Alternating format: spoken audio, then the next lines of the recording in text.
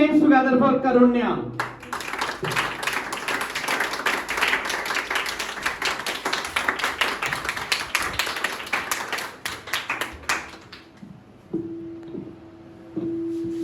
Respected sir and one and all present here.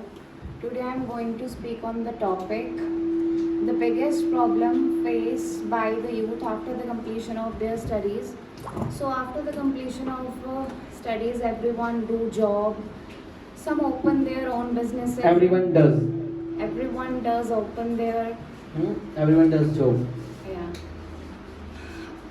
Some open their own business and other preferred doing corporate work, but the problem is that in India maximum number of people are unemployed, and due to that many may commit suicide, and also the people are unskilled because from the starting the students cramming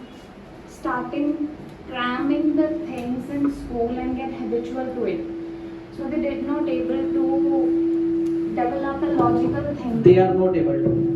They are not able to develop a logical thinking. At last, the biggest problem faced by youth is unemployment and lack skill. And Lack skill. lack of skills. Lack of skills. Thank you all for listening to me. Very nice. Put your hands together for us.